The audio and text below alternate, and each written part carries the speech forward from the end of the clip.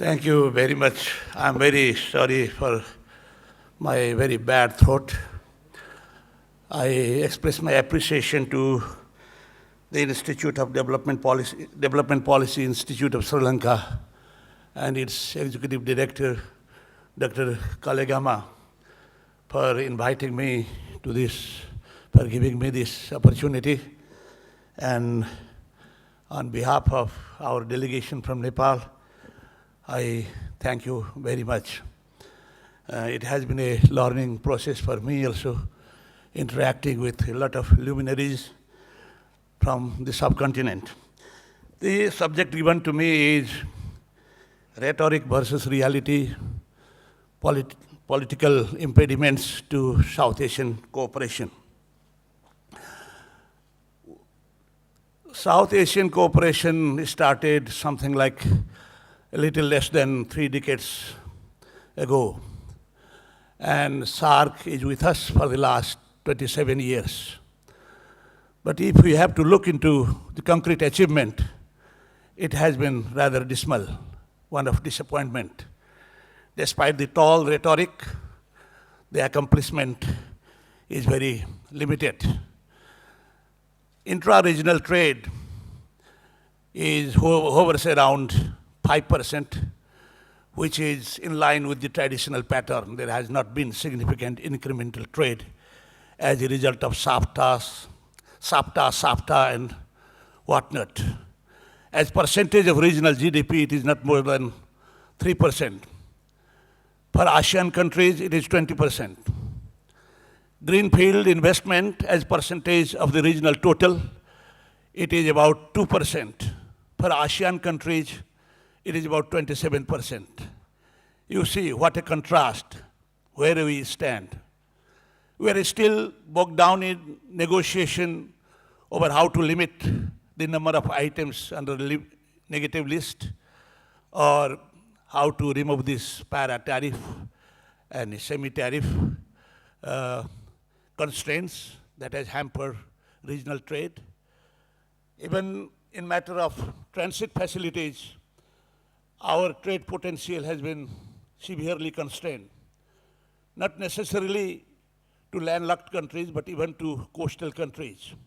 The distance between Karachi and Dhaka, distance between India's northeast states and Calcutta are constant reminders to us how the unhindered transit facility by the concerned countries could have reduced the transit cost and transit time. Most of the summit level declaration remain unimplemented. The shallow nature of political commitment you see in the non-implementation of practically major decisions at the summit level. We talk of SAARC Secretariat, it is limited in resources, authority, and even quality manpower. It has been overburdened with too much of mandate, too many subjects it has covered, but the resources, the authority, and the manpower,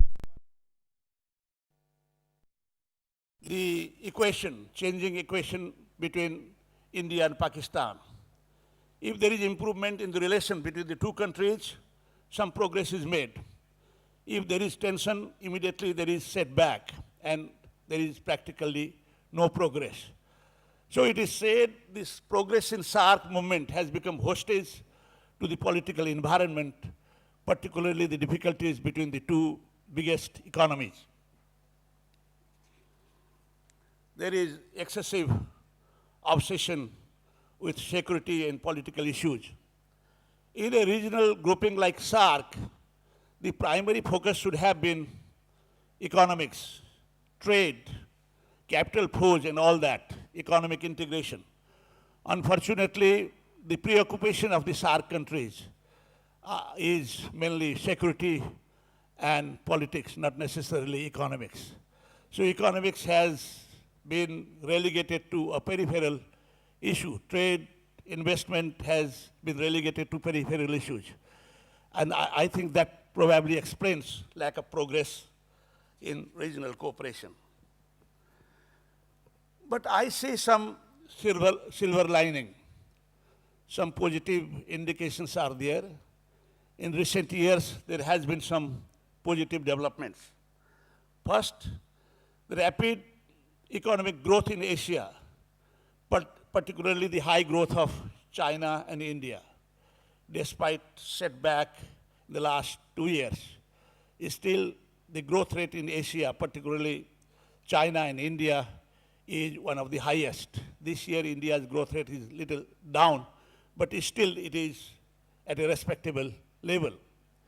The high growth in Asia has thrown up tremendous opportunities in terms of investment, in terms of technology, and in terms of trade. A lot of economic opportunities occur as a result of this growth in Asia. This morning, I heard one panelist speaking. There is a lot of appetite for South Asia, despite a lot of negative things that we talk. When there is a gathering among South Asians, we talk a lot about negative things.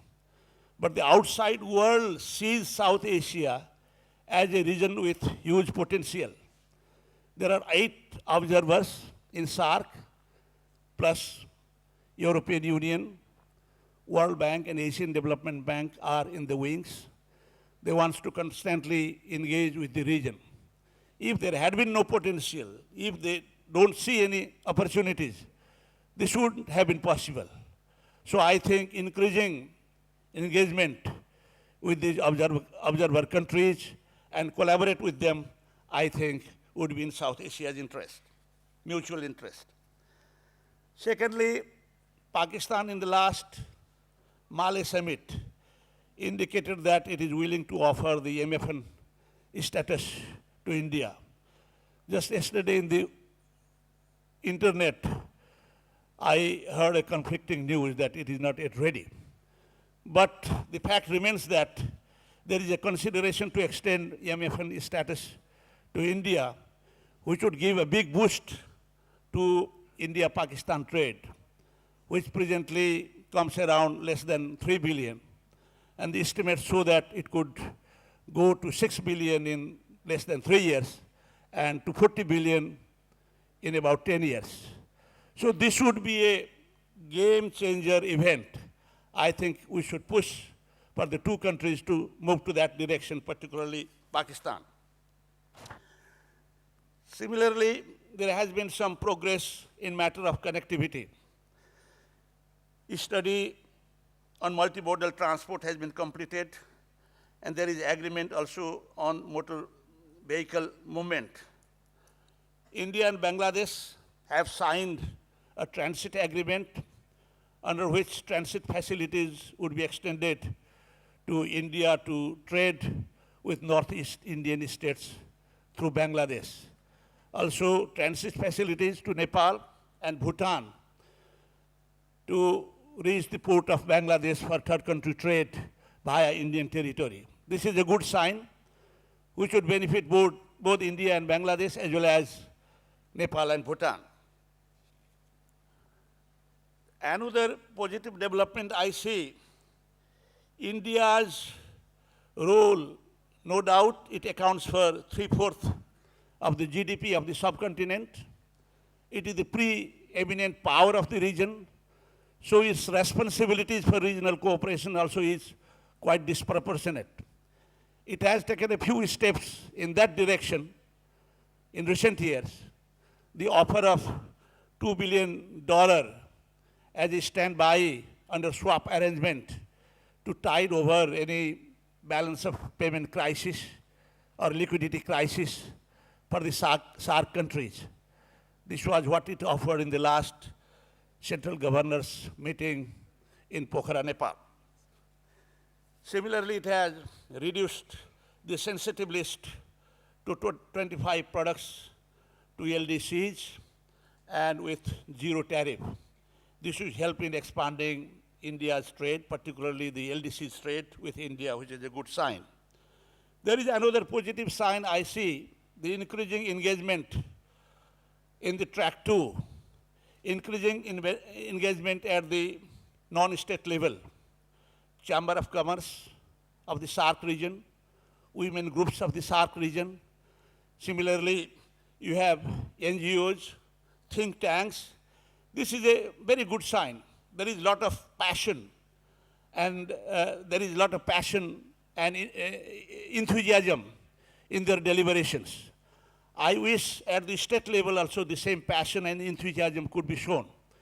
The SAARC cooperation would have taken up much earlier. I think about the future, I have a few suggestions. One, there must be institutional self-introspection. SAARC has been overburdened with a lot of mandate, too many subjects it has touched. There is need for refocusing and prioritization. I remember the speech of the Sri Lankan president in 1997 when she said that, SAARC has grown like a tree with extensive foliage and with very little fruit. It is time that we nurture that aspects which bear fruit and do careful pruning of unproductive ones. Similarly, political commitment is the prerequisite for regional cooperation to break the logjam. Therefore, there is need for an effective mechanism to monitor how much of the summit-level pronouncements, summit-level decisions, and conventions have been translated into action with deadlines and milestones if possible. This is very important. Dr. Mahat, I'm sorry. Thirdly, the minister I'm is- finishing. Thank you, sir. And there must be investment. I have not finished my 10 minutes. Did I? It's I can stop if I have finished my 10 minutes. yes, sir. It's over 10 minutes. Please, sir, thank you.